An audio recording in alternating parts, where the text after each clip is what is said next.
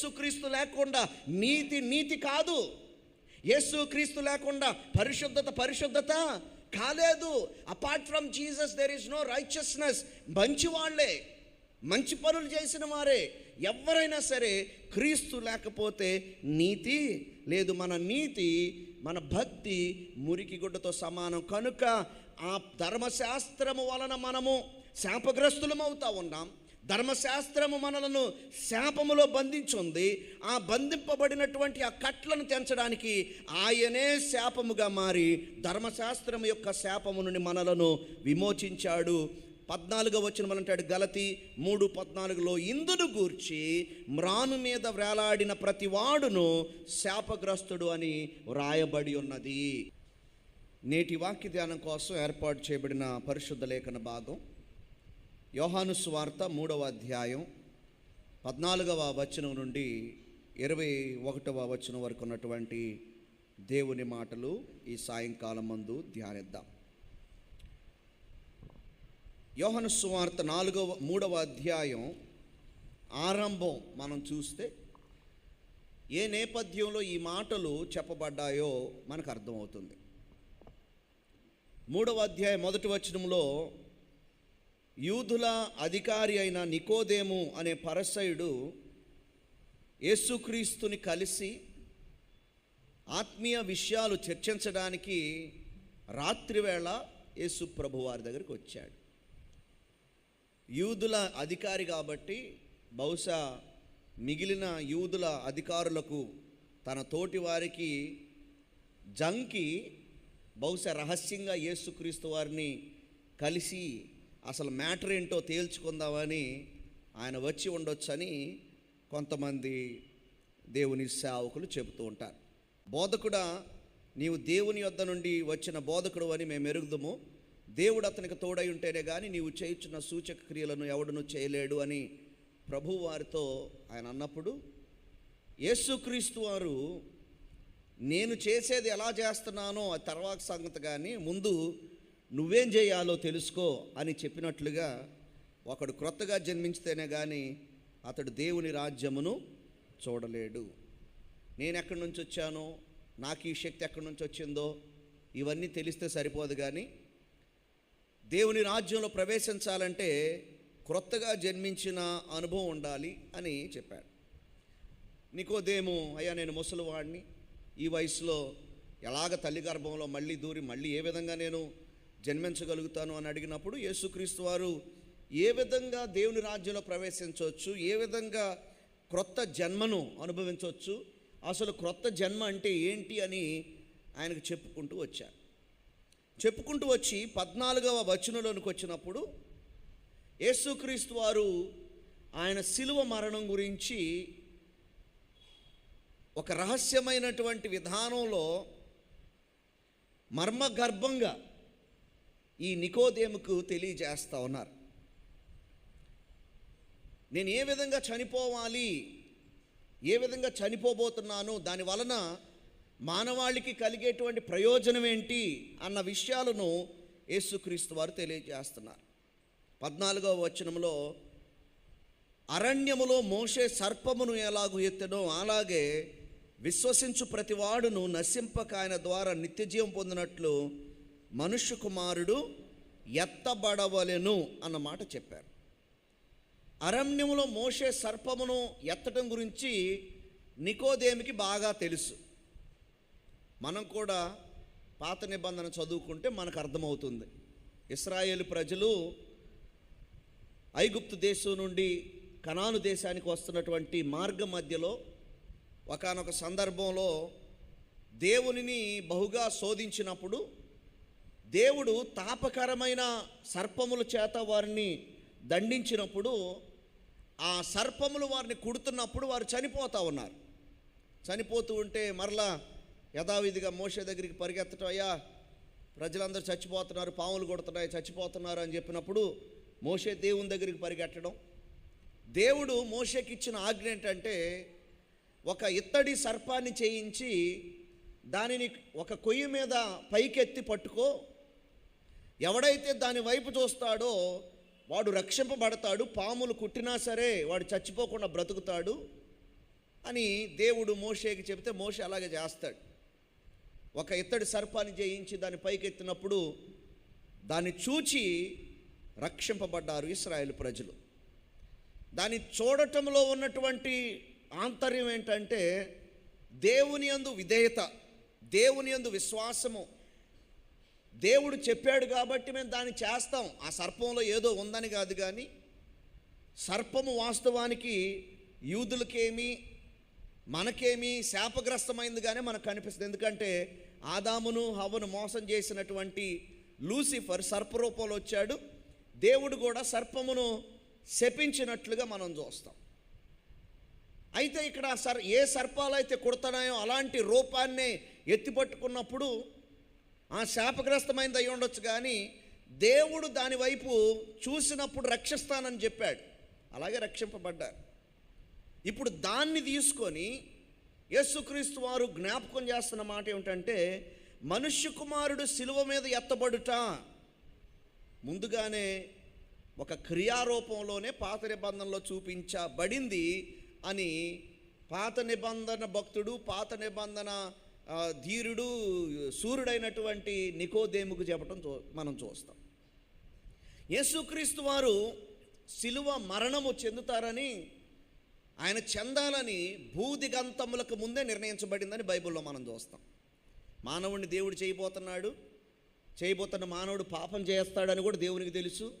దేవునికి తెలిసినప్పటికీ ఆయన ప్రేమ కలిగిన వాడు, ప్రేమించడానికి, ఆయన ఆరాధించడానికి, ఒక చక్కటి సంబంధాన్ని కలిగి ఉండడానికి ఆయన మానవులను సృష్టించుకున్నాడు. వారు చేయబోతున్న పాపం కోసం ముందుగానే ఒక పర్యవసానాన్ని, పాపం కోసం ముందుగానే ఒక విరుగుడును ఆయన కనిపెట్టాడు. అందుకే ప్రకటన గ్రంథం 13వ అధ్యాయం 8వ వచనములో యేసుక్రీస్తు వారి గురించి ఈ మాట చెప్పబడుతుంది. ప్రకటన గ్రంథం 13వ అధ్యాయం 8వ వచనములో, భూనివాసులందరూ ఆయన జగదుత్పత్తి మొదలుకొని వధింపబడి ఉన్న గొర్రెపిల్ల యొక్క జీవగ్రంథమందు ఎవరి పేరు వ్రాయబడలేదో అనుకుంటూ, జగదుత్పత్తి మొదలుకొని వధింపబడి ఉన్న గొర్రెపిల్ల యొక్క జీవగ్రంథం అంటాడు. అంటే జగదుత్పత్తికి అప్పటి నుండి, ఎప్పుడైతే భూమికి పునాదులు వేయబడ్డాయో అప్పటి నుండి గొర్రెపిల్లగా యేసుక్రీస్తు వారు నిర్ణయించబడ్డారు, వధింపబడిన గొర్రెపిల్లగా. మనం పుట్టకముందే, మానవాళి ఆదాము పాపము చేయకముందే దానికి దేవుడు విరుగుడుని కనిపెట్టేశాడు. అయితే యేసుక్రీస్తు వారు ఈ విధంగా సిలువలో ఎత్తబడాలి అన్న విషయాన్ని క్రియారూపంలో పాత నిబంధనలోనే అది చూపించబడింది. దాన్ని ఒక ఉదాహరణగా యేసుక్రీస్తు వారు వాడుతున్నారు. అరణ్యములో మోషే సర్పమును ఎలాగు ఎత్తెనో అలాగే విశ్వసించు ప్రతి వాడును నశింపక ఆయన ద్వారా నిత్య జీవం పొందినట్లు మనుష్య కుమారుడు ఎత్తబడవలెను. మనుష్య కుమారుడు ఎత్తబడటం వాస్తవానికి అది కూడా శాపగ్రస్తమైనదే.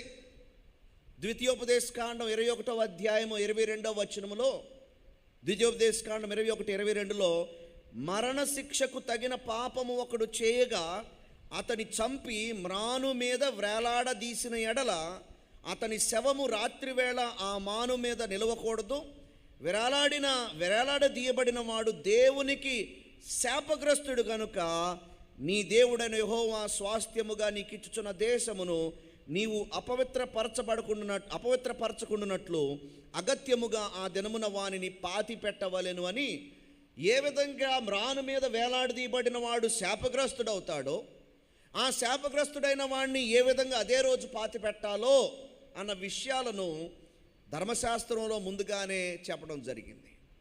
యేసుక్రీస్తు వారు మన కొరకు ఆయన శాపమును అనుభవించి, మన యొక్క పాపమును ఆయన తీసుకొని, దానిని బట్టి వచ్చిన శాపమును తీసుకొని ఆయన సిలువలో శాపగ్రస్తుడిగా వేలాడినట్లుగా మనకు అర్థమవుతా ఉంది. ఆ శాపాన్ని ఆయన మీద మోసుకున్నాడు. అత్యంత పవిత్రమైన ఆయన రక్తాన్ని చిందించాడు. ఎందుకు చిందించాల్సి వచ్చిందంటే మన శాపాన్ని, మన పాపాన్ని ఆయన మోసి మనకు పాప విముక్తి, శాప విముక్తి ఆయన కలుగు చేసినట్లుగా మనం చూస్తాం. అందులో దేవుని ప్రేమ మనకు కనిపిస్తుంది. సెయింట్ అగస్టిన్ అనేటువంటి భక్తుడు ఏమంటాడంటే, the cross was the pulpit from which Christ preached his love to the world అన్నాడు. దేవుని ప్రేమను ప్రపంచానికి ప్రకటించినటువంటి యేసుక్రీస్తు వారు ప్రకటించిన పుల్పిట్ ఏదయ్యా అంటే సిలువే అంటాడు. సిలువ మీద వేలాడి, మేము ఎలాగైతే పుల్పిట్ ఎక్కి వాక్యం చెప్తామో, ఆయన సిలువ మీద ఎక్కి ఒకటే చెప్పాడు, దేవుడు నిన్ను ప్రేమిస్తున్నాడు అన్న ప్రేమను ఆయన కనుపరిచినట్లుగా మనం చూస్తూ ఉన్నాం. కాబట్టి యోహాను సువార్త 14వ అధ్యాయం నుండి 21వ వచనం వరకు ఉన్నటువంటి మాటలు మనం చూస్తే, మొట్టమొదటిగా మనకు కనబడేది ఏంటంటే, ఈ ప్రేమ ఏదైతే సిలువ ప్రేమ గురించి మనం మాట్లాడుకుంటున్నాం ఈ రాత్రి కాలమందు, ఈ సిలువ ప్రేమ ముందుగానే తెలియపరచబడింది అన్న విషయం మనకు కనబడుతుంది. సిలువ ప్రేమ ముందుగానే తెలియపరచబడింది. మనుష్య కుమారుడు ఎత్తబడవలసిన సంగతిని దేవుడు సాదృశ్య రూపంలో ముందుగానే చూపించాడు, అరణ్యములో చూపించాడు. దేవునికి అవిధేయత చూపించిన వారు నశించిపోతున్నప్పుడు, ఆ సర్పమును చూసినప్పుడు, ఆ శాపగ్రస్తమైన దాన్ని చూసినప్పుడు, దాన్ని చూశారని కాదు కానీ అక్కడ విశ్వాసము ఏదైతే ఎత్తబడిందో దాన్ని చూడమని దేవుడు ఆజ్ఞించాడు. కాబట్టి ఆ విశ్వాసముతో విధేయత చూపించినప్పుడు, ఎందుకు దేవుడు అది చూస్తే ఎలా వస్తుంది, రోగం ఎలా పోద్ది, లేకపోతే ఎలా చావకుండా ఉంటాం అనుకోకుండా దేవుని మాట విన్నారు, విధేయత చూపించారు, విశ్వాసాన్ని చూపించారు. కాబట్టి వారికి రక్షణ కలిగింది. అలాగే మనుష్య కుమారుడు ఎత్తబడతాడు, విశ్వసించిన ప్రతివాడు నశింపక ఆయన ద్వారా నిత్యజీవం పొందినట్లు మనుష్య కుమారుడు ఎత్తబడాలి అని ముందుగానే ప్రభువారి యొక్క మరణం గురించి ఆయన తెలియజేసినట్లుగా మనం చూస్తాం.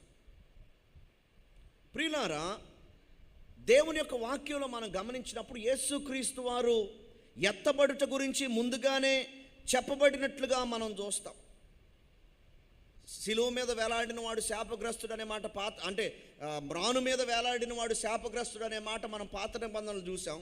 క్రొత్త నిబంధనలో కూడా అపోస్తలుడైన పౌలు దాని గురించి ప్రస్తావిస్తూ గలతీయులకు రాసిన పత్రిక 3వ అధ్యాయం 13వ వచనంలో ఈ మాట అంటాడు. గలతీయులకు రాసిన పత్రిక 3వ అధ్యాయం 13వ వచనములో, ఆత్మను గూర్చిన వాగ్దానము విశ్వాసము వలన మనకు లభించినట్లు అబ్రహాము పొందిన ఆశీర్వచనము క్రీస్తు యేసు ద్వారా అన్యజనులకు కలుగుటకై క్రీస్తు మన కోసము శాపమై అంటాడు. యేసు ప్రభువారు ఏమయ్యారంట? మన కోసం శాపమైపోయాడంట.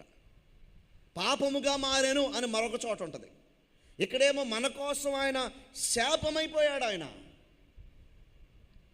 నీతిమంతుడు, ఏ అపరాధము లేనివాడు, నిన్ను నన్ను శాపము నుండి విముక్తి నీకు నాకు శాపము నుండి విముక్తిని కలుగజేయటానికి మన కోసము శాపమై మనలను ధర్మశాస్త్రము యొక్క శాపము నుండి విమోచించను. ధర్మశాస్త్రమును బట్టి మనమందరం కూడా శాపగ్రస్తులమే. ఎంత నీతిమంతులుగా బతుకుదాం అనుకున్నా మన నీతి దేవుని దృష్టిలో ఏంటంటండి, మురికి గుడ్డతో సమానం. మన నీతిలో, మన యొక్క భక్తిలో దేవుడు దాన్ని చూసినప్పుడు అది మురికి గుడ్డలాగా కనబడతా ఉంది. అంటే ఎంత భక్తిపరుడైనా, ఎంత పరిశుద్ధుడిని అనుకున్నా, అపార్ట్ ఫ్రమ్ జీసస్, యేసు ప్రభు లేకుండా అతని యొక్క పరిశుద్ధత లేదా ఆమె యొక్క పరిశుద్ధత మురికి గుడ్డతో, అపార్ట్ ఫ్రమ్ జీసస్. చాలామంది అడుగుతూ ఉంటారు, ఏమండి ఇంత మంచి మంచి వాళ్ళు ఉన్నారు దేశంలో, వీళ్ళందరూ నరకానికి వెళ్ళిపోతారా? ఇదేనా మీరు చెప్పేది? మీ బైబిల్ బోధించేది ఇదేనా? మంచి మంచి వాళ్ళు ఉన్నారు కదా, కరోనా టైంలో రతన్ టాటా గారు ఎంత దానం చేశారు, వెళ్తారా లేదా అని స్పాట్ మీద పెట్టి కొంతమంది అడుగుతూ ఉంటారు ఇంటర్వ్యూల్లో. వీళ్ళు ఆ ఇంటర్వ్యూలకి ఎందుకు వెళ్తారు నాకు తెలియదు కానీ స్పాట్లో అడిగితే ఏం చెప్పాలి? యేసుక్రీస్తు లేకుండా నీతి కాదు, యేసుక్రీస్తు లేకుండా పరిశుద్ధత కాలేదు. Apart from Jesus there is no righteousness. మంచి వాళ్ళే, మంచి పనులు చేసిన వారే ఎవరైనా సరే, క్రీస్తు లేకపోతే నీతి లేదు. మన నీతి, మన భక్తి మురికి గుడ్డతో సమానం. కనుక ఆ ధర్మశాస్త్రము వలన మనము శాపగ్రస్తులం అవుతా ఉన్నాం. ధర్మశాస్త్రము మనలను శాపములో బంధించుంది. ఆ బంధింపబడినటువంటి ఆ కట్లను తెంచడానికి ఆయనే శాపముగా మారి ధర్మశాస్త్రం యొక్క శాపము నుండి మనలను విమోచించాడు. 14వ వచనం అంటాడు గలతీ 3:14, ఇందును గూర్చి మ్రాను మీద వేలాడిన ప్రతి వాడును శాపగ్రస్తుడు అని వ్రాయబడి ఉన్నది అని చెప్తున్నాడు పౌలు. యేసుక్రీస్తు వారు ఈ మ్రాను మీద వేలాడి ఆయన శాపగ్రస్తుడు అవుతాడని ముందుగానే తెలియజేయబడింది. ఎక్కడ తెలియజేయబడింది?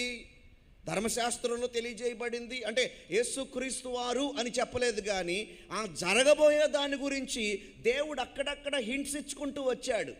ప్రోగ్రెసివ్ రెవల్యూషన్ అంటారు. దేవుని యొక్క ప్రత్యక్షత సమాజం ముందు కదులుతున్న కొలది, సమయం గడుస్తున్న కొలది దేవుడు విప్పుకుంటూ వచ్చి కాలము సంపూర్ణమైనప్పుడు ఆయన కుమారుణ్ణి పంపించి తగిన కాలమందు అనుకూల సమయంలో సిలువలో యేసుక్రీస్తు వారు ఆ విమోచన కార్యాన్ని జరిగించడానికి దేవుడు ఏర్పాటు చేశాడు. అయితే మనం గమనించవలసింది ఏంటంటే సిలువలో చూపించుతున్నటువంటి ఆ ప్రేమ ముందుగానే ప్రకటించబడింది అన్న విషయాన్ని మనం జ్ఞాపకం చేసుకోవాలి. సిలువ లేకపోతే క్షమాపణ లేదు. ఎందుకు అంటే దేవుని ప్రేమ ఉంది కాబట్టి దేవుడు పాపాలను విడిచిపెడతాడు అనుకోకూడదు. మనం దేవుడు ప్రేమిస్తున్నాడు కాబట్టి పాపం చేసినంత మాత్రంలో విడిచిపెడతాడు అనుకోకూడదు. నిజానికి మనం శిక్షించబడవలసిన వారము. మన శిక్ష ఏమీ ఫ్రీగా పోలేదు. సాల్వేషన్ ఈజ్ ఫ్రీ, రక్షణ ఉచితమే. But somebody else has paid the price. మరొకరు దానికోసం మూల్యం చెల్లించారు. ఎవరు మూల్యం చెల్లించకుండా రక్షణ రాలేదు మనకి, మనం చెల్లించక్కర్లా. కానీ ఒక ఆయన చెల్లించాడు మూల్యం లేకపోతే పాపానికి తగినటువంటి శిక్ష పడకుండా ఆ పాపము క్షమించబడటానికి వీలు లేదు. ఎందుకంటే దేవుడు ఎంత ప్రేమామయుడో దేవుడు అంత నీతిమంతుడు. హీఈస్ అ జస్ట్ గాడ్. జస్టిస్ చేయకుండా ఆయన విడిచిపెట్టడు. సిలువలో నేను చేసిన పాపానికి జస్టిస్ యేసుక్రీస్తు వారిని శిక్షించి ఆ జస్టిస్ తీసుకొని వచ్చాడు ఆయన. ఎందుకు అంటే ఆయన మనల్ని ప్రేమించాడు కాబట్టి. దేవునికి స్తోత్రం. అందుకే యెషయా గ్రంథంలో 53వ అధ్యాయంలో 5వ వచనములో ఆయన పొందిన దెబ్బల చేత మనకు స్వస్థత కలుగును. ఏం స్వస్థత? మన యొక్క పాపముల నుండి, మన ఇనిక్విటీస్, మనం చేసినటువంటి దోషముల నుండి ఆయన మనకు విముక్తిని, యేసయ్యకి దెబ్బలు పడ్డాయి, మనకు స్వస్థత కలిగింది. ప్రియులారా, యేసుక్రీస్తు వారు సిలువలో శాపముగా మారతాడని, తద్వారా దేవుని ప్రేమను మనకు చూపిస్తాడని ముందుగానే తెలియజేయబడినట్లుగా యేసుక్రీస్తు వారు సిలువలో ఆయన ప్రాణాన్ని పెట్టినట్లుగా మనం లేఖనాల్లో చూస్తూ ఉన్నాం. ఆయన నిజంగా మనల్ని ప్రేమించాడు కనుక ఆయన సిలువలో ప్రాణం పెట్టడానికి సిద్ధపడి ఈ లోకానికి వచ్చాడన్న సంగతి మనం జ్ఞాపకం చేసుకోవాలి. 14వ వచనంలో, యోహాను సువార్త 3వ అధ్యాయము 14-15 వచనాల్లో యేసుక్రీస్తు వారు సిలువలో చూపించబోయే ప్రేమ గురించి ముందుగానే చెప్పబడింది. ఇదిగో నికోదేము, నేను ఈ విధంగా చచ్చిపోతానని ముందుగానే హింట్స్ ఇవ్వబడ్డాయి. ఎందుకంటే ప్రతి ఒక్కరు కూడా ఏదన్నా జరుగుతుందన్నప్పుడు దానికి ఏమన్నా రుజువులు ముందుగానే చెప్పబడ్డాయా అని వెతుకుతూ ఉంటారు. ప్రత్యేకంగా యూదులు ఉన్నారనుకోండి, అంత ప్రవచనాల మీద ఆధారపడి ఉంటుంది. దీని గురించి చెప్పబడిందా ముందే ప్రవక్తలు దీని గురించి చెప్పారా లేదంటే ఈరోజు కొత్తగా వచ్చి కనిపెడుతున్నావా?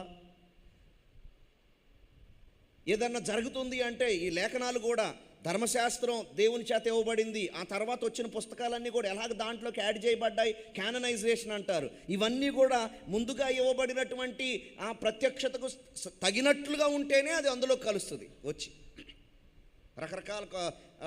రకరకాల డినామినేషన్స్, రకరకాల పుస్తకాలు గడుపుతారు. ఇది కూడా గాడ్ ఇన్స్పైర్డ్, గాడ్ రివీల్డ్, దేవుడు చూపించాడు, ప్రత్యక్షపరిచాడు. కానీ దానికి ఒక కొలమానం ఉంది, దాన్నే క్యాననైజేషన్ అంటారు. అలాగా ఒక వ్యక్తి వచ్చి, ఇదిగో నేను చచ్చిపోతాను మీ అందరి కోసం, అది మీకు విమోచన కలుగజేస్తుంది అని చెప్పినప్పుడు ఎక్కడుందో చూపించు అని అడుగుతారు. అందుకే నికోదేము అసలే మామూలోడు కాదు, ఆయన పండితుడు కాబట్టి, యూదుల అధికారి కాబట్టి, ఇదిగో మన గ్రంథాల్లో రాయబడి ఉన్నదే, ఇది అరణ్యంలో మోషే సర్పమును ఎలాగెత్తును అలాగే విశ్వసించు ప్రతివాడు నశింపగా నిత్యం పొందినట్లు మనుష్య కుమారుడు ఎత్తబడవలెను అని చెప్పి, అప్పుడు 16వ వచనములో దేవుడు లోకమును ఎంతో ప్రేమించెను. లవ్ ఫోర్ టోల్డ్, ముందుగా ప్రకటింపబడిన ప్రేమ 14-15 వచనాల్లో కనిపిస్తుంది. లవ్ గివెన్, అందించబడిన ప్రేమ. మనుష్య కుమారుడు ఈ లోకానికి వచ్చి మన కొరకు చనిపోవటంలో దేవుని ప్రేమ మనకు అందించబడింది. ఐ లవ్ యూ అని 100 సార్లు చెప్తే ఉపయోగం ఏమైనా ఉంటుందా? ఒక సామెత ఉంటుంది ఈ లోకంలో, ప్రేమించకుండా ఇవ్వచ్చేమో కానీ ఇవ్వకుండా ప్రేమించలేమంట. ప్రేమించకుండా ఇవ్వచ్చేమో కానీ ఇవ్వకుండా ప్రేమించలేము. నా జేబులోనే ఉంటుంది, నేను నీకేం పెట్టను కానీ నేను నిన్ను ప్రేమిస్తా అంటే కుదరదు. అందులో ప్రేమ లేదు. ఇవ్వడంలో సాక్రిఫైస్ ఉంటుంది. నువ్వు ఇవ్వడంలో ఏముంటుంది? త్యాగం ఉంటుంది. ఈ త్యాగం అనేది చేయలేనప్పుడు ప్రేమిస్తున్నానంటే కుదరదు. కాబట్టి దేవుడు లోకమును ఎంతో ప్రేమించెను అనగా లోకములో ఉన్న మనుషులను, నశించిపోతున్న వారిని ఎంతో ప్రేమించనని మాటల్లో చెప్పటం కాదు, కానీ చేతల్లో చూపించడానికి ఆయన ఈ లోకానికి వచ్చాడు. సిలువలో ప్రేమను అందించాడు మనకి. దేవునికి స్తోత్రం తెలియజేద్దాం. హల్లెలూయా. సిలువలో ప్రేమను అందించాడు. దేవుని ఉచిత బహుమానముగా, వరముగా ఆ ప్రేమను మనకిచ్చాడు. ప్రియులారా, దేవుని ప్రేమ సిలువలో మనకు అనుగ్రహించబడింది అన్న విషయాన్ని మనం జ్ఞాపకం చేసుకోవాలి. యేసుక్రీస్తు వారు ఈ లోకానికి రావడం గురించి పౌలే మాట్లాడుతూ అంటాడు. ఫిలిప్పీలకు రాసిన పత్రిక 2వ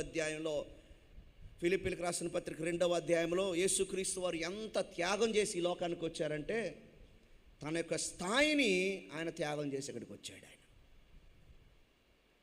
ఫిలిప్పీలకు రాసిన పత్రిక 2వ అధ్యాయం 6వ వచనము, ఆయన దేవుని స్వరూపము కలిగిన వాడయుండి దేవునితో సమానముగా ఉండుట విడిచిపెట్టకూడని భాగ్యమని ఎంచుకొనలేదు, కానీ మనుష్యుల పోలికగా పుట్టి దాసుని స్వరూపమును ధరించుకొని తన్ను తానే రిక్తునిగా.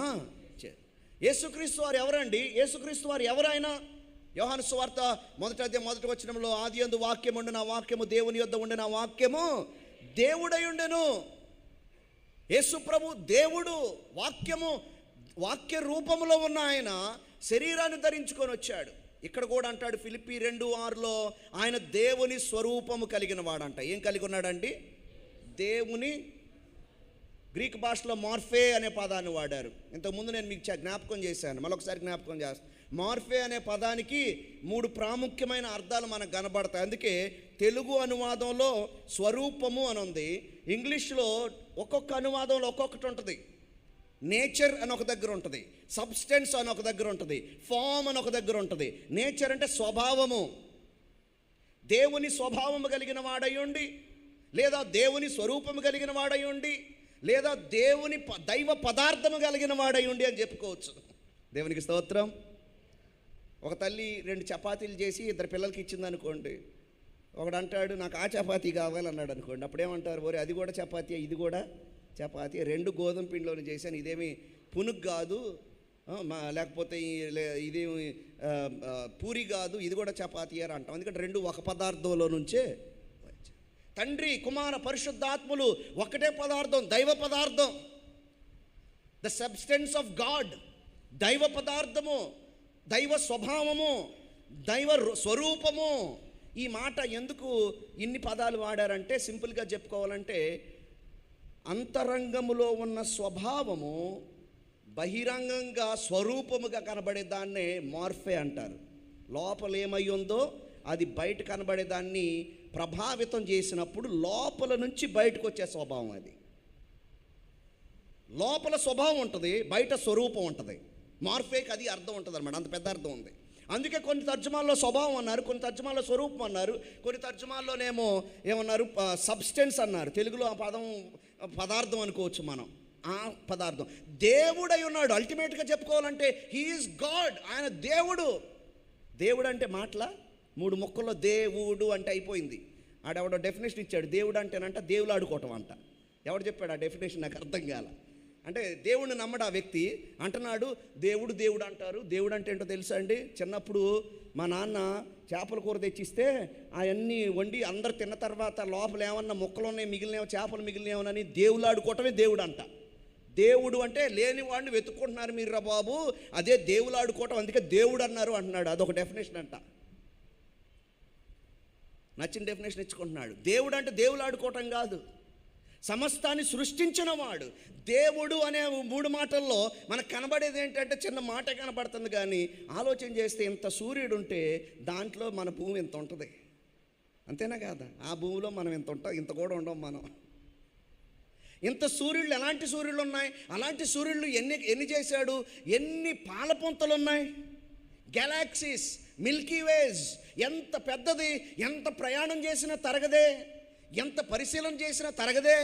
అంత గొప్ప విశ్వాన్ని నోటి మాట చేత సృష్టించిన వాడు దేవుడు. ఇదంతా కూడా ఆయన మూలముగా, ఆయన కొరకు, ఆయన చేత నడిపించబడుతున్నది. దేవునికి స్తోత్రం. ఆయన ఎంత చెప్పుకుంటే ఆయన గొప్పతనం మనకి తెలుస్తుందండి. దేవుడై ఉండి దేవునితో సమానముగా ఉండుట విడిచిపెట్టకూడని భాగ్యం అని ఎంచుకోలేదు. ఈ సీట్లోంచి నేను లేచి వెళ్తే మళ్ళీ ఎవడన్నా వచ్చి కూర్చుంటాడో, లేకపోతే ఈ సీట్లోంచి వెళ్ళి ఆ సీట్లో కూర్చుంటే ఏమన్నా నేను తగ్గిపోతానేమో అని అనుకోకుండా ఆయన ఏం చేశాడు తెలుసా? ఆ సీట్ వదిలిపెట్టి ఎక్కడికి వచ్చాడంట. దేవునికి స్తోత్రం. వచ్చి మనుషుల పోలికగా పుట్టాడంట. సృష్టికర్త సృష్టము రూపంలో ఆయన వచ్చాడు, మనుషుల పోలికలో పుట్టాడు. దాసుని స్వరూపం ధరించుకున్నాడు. దాసుడు అంటే బానిస. దాసుని స్వరూపం ధరించుకున్నాడు. తండ్రి అడుగుంటాడు, ఇదిగో మానవాళి పాపం కోసం కుమారుడు నువ్వు వెళ్తావా అంటే వెళ్తాను తండ్రి. మనిషిగా వెళ్ళాలి తెలుసా, దేవుడిగా కాదు. వెళ్తాను. మనిషికి వెళ్ళావు, దాసుని స్వరూపం ధరించుకోవాలి. అలాగే తండ్రి. చచ్చిపోవాలి, చచ్చిపోతాను తండ్రి. అయ్యా మామూలు చావు కాదు అది, శిలువ మరణం. శిలువ మరణం అంత నీచమైన, భయంకరమైన, అవమానకరమైన, క్రూరమైన మరణం మరొకటి లేదా. అందుకే ఇంగ్లీష్లో ఈ పదం వాడతారు, ఎక్స్క్రూషియేటింగ్ పెయిన్ అంటారు. అంటే చాలా విపరీతమైన బాధన మాట అంటారు. ఆ ఎక్స్క్రూషియేటింగ్ అనే మాటే క్రాస్లోంచి వచ్చింది. ఆ మాట సిలువలో అనుభవించినంత బాధ అనుభవిస్తున్నానని. ఎంత బాధ, ఎంత వేదన. ఆ వేదన అనుభవించి చచ్చిపోవాలంటే దానికి కూడా సిద్ధపడి ప్రభు అయిన యేసుక్రీస్తు వారు ఈ లోకానికి వచ్చారు. దేవుని ప్రేమను సిలువలో నీకు నాకు అందించారు ఆయన. ఎప్పుడు మనం ఇంకా పాపులుగా ఉండగానే ఎవడు కూడా మంచోడి కోసం చచ్చిపోవడానికి 10 సార్లు ఆలోచన చేస్తారు. పౌలు అంటాడు ఆ మాట. కానీ యేసుక్రీస్తు వారు మనం చెడ్డవారమైన పాపులమై ఉండగా, మనం ఇంకా పాపులముగా బలహీనులముగా ఉండగానే ఆయన మన కొరకు చనిపోయినని చెప్తున్నాడు. రోమీయులకు రాసిన పత్రిక 5వ అధ్యాయం 8వ వచనంలో ఏమంటాడంటే, రోమా 5:8, అయితే దేవుడు మన ఎడల తన ప్రేమను వెల్లడిపరుచుచున్నాడు. ఎట్లనగా మనం ఇంకను పాపులమై ఉండగానే క్రీస్తు మన కొరకు. దేవుడు అంట సిలువలో ఆయన ప్రేమను మనకు వెల్లడి పరుచున్నాడు. దేవుడు ఆయన ప్రేమను మనకు చూపిస్తున్నాడు. ఆయన ప్రేమను మనకు అందిస్తూ ఉన్నాడు. అందరికి ఇస్తున్నాడు. ఆఫర్ అయితే అందరికీ ఉంది ప్రపంచవ్యాప్తంగా. It's an universal offer. అందరికి ఇస్తున్నాడు, ఏ భేదం లేకుండా అందరికి ఇస్తున్నాడు. ఆయన ప్రేమను ఇదిగో తీసుకోండి అని ఇస్తున్నాడు. చాలామంది ఆ ప్రేమను నిరాకరిస్తున్నారు, కానీ ఆ ప్రేమ అయితే అందరికీ అందుబాటులో ఉంది. ఆ ప్రేమను చూపించడానికి సిలువలో యేసుక్రీస్తు వారు మన కోసం ప్రాణాన్ని పెట్టాడు. ఆ ప్రేమను మనకు అందించడానికి ఇదిగో నేను నోటితో చెప్పటమే కాదు, దేవుడు లోకమును ఎంతో ప్రేమించడని ఏదో నోటితో చెప్పటం కాదు, కానీ సిలువలో దానిని మనకి ప్రాక్టికల్గా, రియల్గా దాన్ని మనకి అందించినట్లుగా మనం చూస్తూ ఉన్నాం. ఎందుకు ఇది చేయవలసి వచ్చిందంటే మరలా మనం జ్ఞాపకం చేసుకోవచ్చు. కీర్తనకారుడు అంటాడు, ఈ మాట అంటాడు, సిలువ గురించే ఈ మాట చెప్పబడింది అని చాలామంది భక్తులు నమ్ముతారు.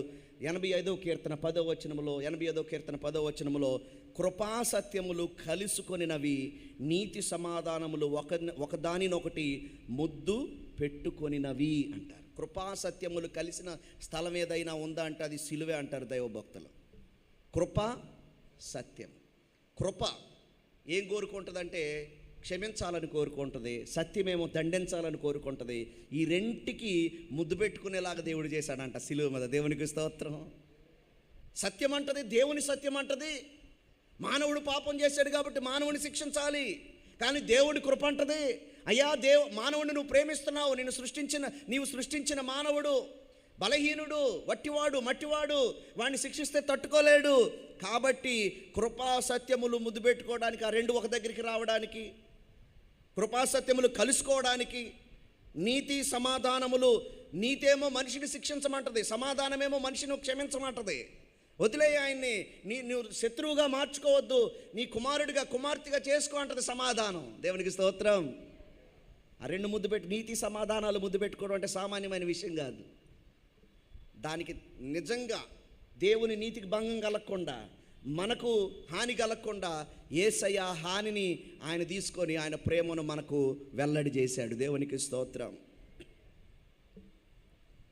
అయితే దానికి కావాల్సింది విశ్వాసం అని ప్రభువారు చెప్తారు. నికోదేమో, నువ్వు రాత్రి వచ్చి నన్ను కలిసావు, బాగానే ఉంది, గొప్ప మతనాయకుడివే, బాగానే ఉంది, కానీ నేను చేయబోతున్న త్యాగం ఇది. ఆ త్యాగంలో నువ్వు విశ్వాసము ఉంచాలి. అందుకే పైన 14-15 వచనాల్లోను కింద 16 వచనంలోను దేవుడు లోకమును ఎంతో ప్రేమించను కాగా ఆయన తన అద్వితీయ కుమారునిగా పుట్టిన వాని విశ్వాసం ఉంచు ప్రతివాడు నశింపక నిత్యం పొందినట్లు ఆయనను అనుగ్రహించను అంటూ విశ్వాసముంచు ప్రతివాడును అన్నాడు. ఎవరైతే విశ్వాసం ఉంచుతారో, the key is to believe in Jesus. యేసుక్రీస్తు వారు శిలువలో చేసిన త్యాగమందు విశ్వాసం ఉంచడం చాలా ప్రాముఖ్యమైనది. ఈ తర్వాత 17వ వచనం నుంచి మనం చదువుకుంటూ వెళ్తే, లవ్ రివీల్డ్, ప్రేమ ప్రత్యక్షపరచబడింది, వెలుగుగా ప్రత్యక్షపరచబడింది. 17వ వచనం చదువుతున్నాం చూడండి. లోకము తన కుమారుని ద్వారా రక్షణ పొందుటకే గాని లోకమునకు తీర్పు తీర్చుటకు దేవుడు ఆయనను లోకములోనికి పంపలేదు. రక్షించడానికే కానీ శిక్షించడానికి కాదు. చీకట్లో ఉన్నవాడికి ఇంకా కటిక చీకటిని ఇవ్వడానికి కాదు. చీకటిలో కూర్చున్న వారికి వెలుగునివ్వడానికి ఆయన వచ్చాడని చెప్పడానికే 18వ వచనంలో ఆయన యందు విశ్వాసం ఉంచువానికి తీర్పు తీర్చబడదు, విశ్వసింపని వాడు దేవుని అద్వితీయ కుమారుని నామమందు విశ్వాసం ఉంచవలెను గనుక వానికి ఇంతకు మునిపే తీర్పు తీర్చబడెను అంటూ, నమ్మిన వానికి తీర్పు లేదు, నమ్మకపోతేనే తీర్పు ఉంటుంది. ఆ తీర్పు ఇదే. ఆ తీర్పు ఏంటంటే, వెలుగు లోకములోనికి వచ్చను కానీ తమ క్రియలు చెడ్డవైనందున మనుషులు వెలుగును ప్రేమింపక చీకటినే ప్రేమించిరి.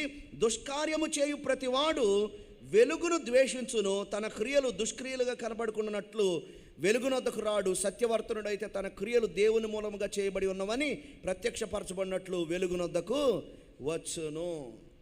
నిజమైన హృదయం కలిగిన వాడు ఆ వెలుగులోనికి వస్తాడు. సువార్త విన్నప్పుడు నిజమైన హృదయంతో ఏం చేస్తారండి? ఆ వెలుగులోనికి వస్తాడు.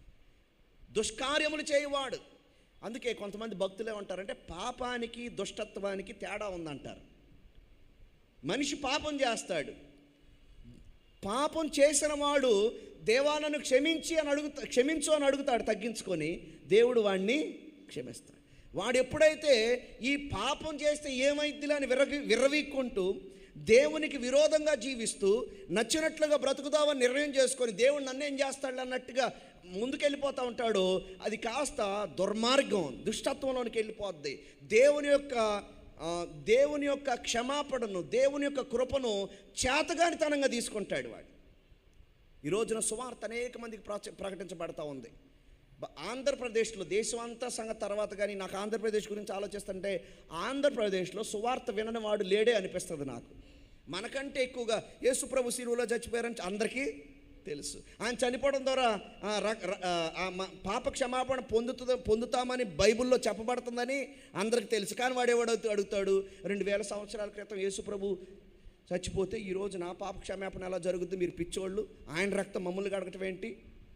చాలా దారుణమైన మాటలు మాట్లాడేవాళ్ళం. రక్తంలో కడగబట్టం కాదు, ఇంకా దేంట్లోనన్నా కడగబడిన రకరకాలుగా మాట్లాడుతున్నారు. యూట్యూబ్లో చూస్తే చాలా భయంకరంగా అనిపిస్తూ ఉంటుంది. ఎంత దారుణంగా మాట్లాడతారు. సువార్త వాడికి తెలుసు, కానీ వాడు దుష్టుడైపోతున్నాడు, దుర్మార్గుడైపోతున్నాడు. అందుకే ఏం చేస్తున్నాడంటే, సువార్తను వాడు ఏం చేస్తున్నాడు? ఎగతాళి చేస్తున్నాడు. తరతరాలుగా రక్తాన్ని చిందించలేదు ఎవరో? తరతరాలుగా గొర్రెల్ని, మేకల్ని, కోళ్ళని నరకలేదా? ఎందుకు నరికారు? శాంతింపజేయాలని కాదా? మా పాపం పోవాలని కాదా? అరే బాబు, గొర్రె మేకల రక్తము అది కేవలము ఎలాంటిది? ఒక నీడ లాంటిదే. నిజమైన రక్తం చిందించబడింది, పవిత్రమైన రక్తం చిందించబడింది, సిలువలో ఆ రక్తం చిందించబడింది అన్నప్పుడు అది ఎగతాళిగా ఉంటుంది. కానీ గొర్రె మేకల రక్తం మాత్రం బాగానే ఉంటుంది. ఎందుకు అంటే ఇక్కడ రాయబడింది. ఎందుకు అలా చేస్తారంటే, దుష్కార్యము చేయు ప్రతివాడు వెలుగును ద్వేషించును. ఏం చేస్తాడండి? వాడు దుష్కార్యం చేయాలనుకుంటాడు కాబట్టి వెలుగంటే వాడికి ఇష్టం ఉండదు. ఎందుకంటే తన దుష్క్రియలు కనబడతాయి. కానీ సత్యవర్తనుడైతే ఏం చేస్తాడు? వెలుగులోనికి, సరే నా తప్పు కనబడితే కనబడింది, దేవుని దగ్గరికి వచ్చి మన పాపాలు ఒప్పుకుంటాం. అయ్యా నేను తప్పులు చేశాను, నేను పాపం చేశాను, నన్ను క్షమించు అని. Love revealed in light. దేవుని యొక్క వెలుగులో ఆ యొక్క ప్రేమ ప్రత్యక్షపరచబడింది. యేసుక్రీస్తు వారి గురించి కూడా చెబుతూ ఇదే యోహాను భక్తుడు అంటాడు. యోహాను సువార్త 1వ అధ్యాయంలో 4-5 వచనాలు ఈ మాట అంటాడు. యోహాను సువార్త 1వ అధ్యాయం 4-5 వచనాల్లో, ఆయనలో జీవం ఉండెను, ఆ జీవము మనుషులకు ఏమైందంటండి? మనుషులకు వెలుగు. ఆయన జీవం ఆ వెలుగులోకి రావాలి. ఆ వెలుగు చీకట్లో ప్రకాశిస్తుంది, కానీ చీకటి దానిని గ్రహించట్లా. ఒక మంచి హృదయం కలిగిన వ్యక్తి అయితే సువార్త వినగానే గ్రహిస్తాడు దాన్ని. ఆ వెలుగును అందిపుచ్చుకుంటాడు, ఆ వెలుగులో నడుచుకుంటాడు, ఆ వెలుగులో తను ఆ వెలుగులో దేవుని ప్రేమను చూడగలుగుతాడు. 9వ వచనములో, యోహాను సువార్త 1వ అధ్యాయం 9వ వచనములో, నిజమైన వెలుగు ఉండెను, అది లోకంలోనికి వచ్చుచు ప్రతి మనుషుని వెలిగించుచుండెను. దేవుని వెలుగు అది మనల్ని వెలిగించేది. ఆ వెలుగులో దేవుని ప్రేమ మనకు కనిపిస్తూ ఉంది. సిలువలో దేవుని ప్రేమ మొదటి వచనం, కొన్ని వచనాల్లో అది ముందుగానే ప్రకటించబడిందని యేసుక్రీస్తు వారికి జ్ఞాపకం చేస్తున్నారు. తర్వాత వచనాల్లో ఆ ప్రేమ అందించబడింది సిలువలో అని జ్ఞాపకం చేస్తున్నారు. ఇప్పుడు ఆ ప్రేమ ప్రత్యక్షపరచబడుతుంది. వెలుగు అనగా ప్రత్యక్షత. What is hidden is revealed now. ఆ వెలుగు చెప్పబడుతుంది, సువార్త వెలుగు.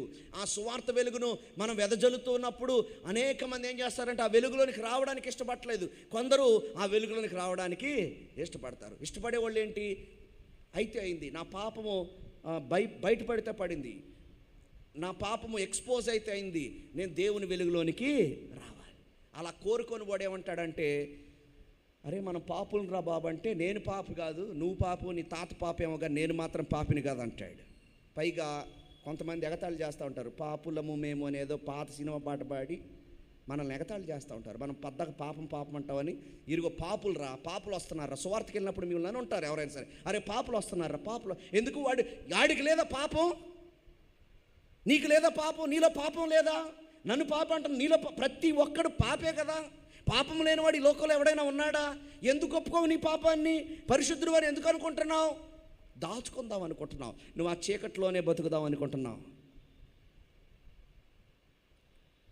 ప్రియులారా, వెలుగులోనికి వచ్చేవాడు ఏం చేస్తాడంటే నేను పాపినని ఒప్పుకుంటాడు. ఆమేన్. ఈ వెలుగు దేనికంటే మనల్ని అవమానపరచడానికి కాదు. When sin is exposed, sin will be punished. పాపము బయటపడినప్పుడు ఆ పాపము శిక్షించబడుతుంది, దాన్ని ఒప్పుకున్నవాడు క్షమించబడతాడు. దేవునికి స్తోత్రం. పాపపు శిక్ష సిలువలో యేసుక్రీస్తు వారు అనుభవించారు. అయితే ఆ వెలుగులో దేవుడు తన ప్రేమను వెల్లడిపరుస్తూ ఉన్నప్పుడు, ప్రత్యక్షపరుస్తూ ఉన్నప్పుడు, మానవుడు ఆ వెలుగులోకి రావడానికి ఇష్టపడితే, సత్యవర్తునుడైతే తన క్రియలు దేవుని మూలముగా చేయబడి ఉన్నవని ప్రత్యక్షపరచబడినట్లు వెలుగునకు వచ్చును అన్నట్లుగా ఆ వ్యక్తి వెలుగులోనికి రావడానికి ఇష్టపడతాడు. ప్రియులారా, వెలుగు చీకటి గురించి అపోస్తలుడైన పౌలు కూడా చాలా చక్కటి మాటలు తెలియజేస్తూ ఉంటాడు. ఎఫెసీయులకు రాసిన పత్రిక 5వ అధ్యాయము 1 నుండి 10 వచనాలు చదివితే, మనం కూడా సంఘంలో ఉన్న వాళ్ళం కూడా వెలుగులో ఉన్నాము అనుకుంటూ చీకట్లో బతికేసే వాళ్ళ కోసం చెప్తా ఉన్నాడు. అయ్యా బాబు, మీరు వెలుగులో ఉండవలసిన వారు, వెలుగు సంబంధులు, వెలుగు సంబంధమైన కార్యాలు జరిగించండి. ఎందుకంటే యేసయ్య అంత త్యాగం చేశాడు, మనం పుట్టకముందే దేవుడు అంత గొప్ప ప్రణాళిక చేశాడు, యేసయ్య శిలువలో ప్రాణం పెట్టాడు, మీరు ఇంకా జీవించడానికి, చీకట్లో జీవించడానికి వీల్లేదనుకుంటూ ఎఫెసీ 5:1 నుంచి చదువుకుంటూ వెళ్తున్నాను చూడండి. కావున మీరు ప్రియులైన పిల్లల వలె దేవుని పోలి నడుచుకొనుడి, క్రీస్తు మిమ్మల్ని ప్రేమించి పరిమళ వాసనగా ఉండుటకు మన కొరకు తన్ను తాను దేవునికి అర్పణముగాను బలిగాను అప్పగించుకొనెను, అలాగుననే మీరును ప్రేమ గలి నడుచుకొనుడి అంటూ 3వ వచనం నుంచి మీలో జారత్వం ఉండకూడదంట. ఏం ఉండకూడదంట అండి? ఎంతమంది క్రైస్తవులు జారత్వంలో ఇంకా జీవిస్తూ ఉంటారు? జారత్వం ఉండకూడదు, ఏ విధమైన అపవిత్ర కూడా మీలో ఉండకూడదు, లోభత్వం ఉండకూడదు. లోభత్వం అంటే ఏంటి? డబ్బు మీద విపరీతమైన ఆశ, లోభత్వాన్ని విగ్రహారాధనతో పోల్చాడు ఒక చోట. లోభత్వం ఉండకూడదు, వీటి పేరైనను ఎత్తకూడదు, ఇదే పరిశుద్ధులకు తగినది. దేవునికి స్తోత్రం. వీటి పేరైనను ఎత్తకూడదంట. కొంతమంది వ్యభిచారం చేయరు, కానీ వ్యభిచారం చేసేవాళ్ళ గురించి అక్కడిక్కడ చెప్పడం చాలా భలే సంతోషంగా ఉంటుంది వాళ్ళకి. వాళ్ళు అలా చేస్తున్నారు, వీళ్ళు ఇలా చేస్తున్నారు. చాలామంది క్రైస్తవుల్లోని ఈ డిస్కషన్స్ జరుగుతూ ఉంటాయి. వాళ్ళ కోసం ప్రార్థన చేయటం కాదు, ఆ చెప్పడంలో ఉన్న ఆనందం ఏంటో నాకు అర్థం కాదు. చాలామంది వాళ్ళు అలా చేస్తున్నారండి, ఇలా చేస్తున్నారు, ఎందుకు? అదొక సంతోషం నీకు కలుగుతూ ఉంది. వాటి పేరైనను నువ్వు నీకెందుకు దాని సంగతి?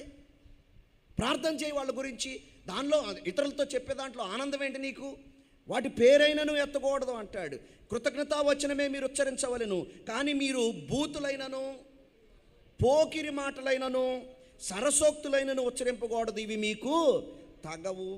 వ్యభిచారి అయినను, అపవిత్రుడైనను, విగ్రహారాధికుడై ఉన్న లోభి అయినను, ఇదిగోండి లోభం అనేది చాలామందికి ఉంటుంది, లోభత్వం. ఆడంట విగ్రహారాధికుడు క్రీస్తు యొక్కయు దేవుని యొక్కయు రాజ్యమునకు హక్కుదారుడు కాడను సంగతి మీకు నిశ్చయముగా తెలియను. వ్యర్థమైన మాట వలన ఎవడును మిమ్మల్ని మోసపరచనీకుడి.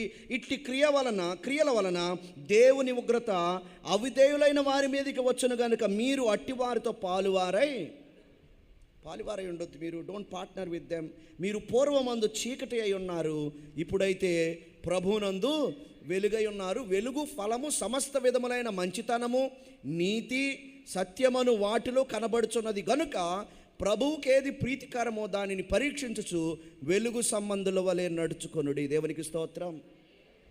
గమనించండి, పౌలు కనెక్షన్ ఎలా పెడుతున్నాడు చూడండి. ఫస్ట్ ఏం రాశాడు? సిలువలో యేసయ్య మీకోసం చచ్చిపోయాడు కాబట్టి మీరు వెలుగులో బ్రతకండి. మిమ్మల్ని చీకట్లోంచి విమోచించాడు ఆయన సిలువలో ఆయన ప్రేమను కనుపరిచాడు. సిలువలో ఆయన ప్రేమను మీకు అందించాడు. సిలువలో ఆయన ప్రేమను మీకు చూపించాడు, బయలుపరిచాడు. ఇప్పుడు ఆయన వెలుగులోనికి మిమ్మల్ని తీసుకొస్తే మీరు ఇంకా చీకటి పనులు చేస్తే ఆయన యొక్క సిలువ త్యాగానికి అర్థం లేకుండానే పోతుంది. కనుక అంటాడు, కనుక 10వ వచనంలో, కనుక ప్రభువుకేది ప్రీతికరమో దానిని పరీక్షించుచు ఏం చేయాలంట? చెప్పండి, ప్రభువుకేది ప్రీతికరమో దాన్ని ఏం చేయాలంట అండి? పరీక్షించచ్చు. రోజు పరీక్ష చేయాలి. ఇది చేస్తే దేవుడికి ఇష్టమా కాదని పరీక్ష చేసుకొని దాన్ని చేయాలంట. ఈ మాట మాట్లాడితే దేవునికి ఇష్టమా కాదని పరీక్ష చేసుకోవాలంట. రోజు పరీక్ష చేసుకోవాలంట. పరీక్షించచ్చు, దేవునికి ఇష్టమైందా కాదా అని పరీక్షించచ్చు. వెలుగు సంబంధుల వలె నడుచుకొనుడి. నిష్ఫలమైన అంధకార క్రియలలో పాలువారై ఉండక వాటిని ఖండించుడి. అంధకార క్రియలను ఏం చేయాలంట అండి? ఖండించుడు అన్నాడు. దయచేసి దీన్ని అక్కడెక్కడ చెప్పండి అని కాదు, ఎదురుబడి వాళ్ళు ఏమని చేయాలి? బ్రదర్ ఇది కరెక్ట్ కాదని చెప్పడమే కానీ ఆయన గురించి 10 చోట్ల చెప్పడం కాదు. ఖండించుడి. తర్వాత ఏలయనగా అట్టి క్రియలు చేయవారు రహస్యమందు జరిగించు పనులను గూర్చి మాట్లాడుటేనను అవమానకరమైనది. సమస్తమును ఖండింపబడి వెలుగు చేత ప్రత్యక్షపరచబడును. ప్రత్యక్షపరచున్నది ఏదో అది వెలుగే కదా అని అందుచేత నిద్రించుచున్న నీవు మేల్కొని మృతులలో నుండి లేము, క్రీస్తు నీ మీద ప్రకాశించునని ఆయన చెప్పుచున్నాడు. దేవునికి స్తోత్రం. కనెక్షన్ ఏంటంటే, సిలువలో యేసుక్రీస్తు వారు త్యాగం చేశాడు. సిలువలో యేసుక్రీస్తు వారు ప్రేమను చూపించాడు. ఇప్పుడు నీ ప్రేమను ప్రభువు పట్ల చూపించవలసిన సమయం, వెలుగు సంబంధులుగా నడుచుకోవాల్సిన సమయం. దేవునికి స్తోత్రం. చాలామంది theoretical Christians but practically atheists. Theory ప్రకారం అయితే క్రైస్తవులు ఒప్పుకుంటాం నోటితో, యేసు ప్రభు నేను వెంబడిస్తానని. ప్రాక్టికల్గా మన జీవితంలో మనం ఎవరని చెప్పండి? నాస్తికులం. ప్రాక్టికాలిటీలో మనం ఎవరో చెప్పండి? దేవుడు ఉన్నాడు అని నమ్మితే, దేవుడు శిక్షించేవాడు అని నమ్మితే, దేవుడు ప్రేమను చూపించినవాడు అని నమ్మితే, నిజంగా దేవుని యందు నీకు విశ్వాసం ఉంటే అన్యాయం చేయగలవా? అక్రమం చేయగలవా? అబద్ధం ఆడగలవా? మోసం చేయగలవా? దేవునికి అయిష్టమైన కార్యం ఏదైనా చేయగలవా?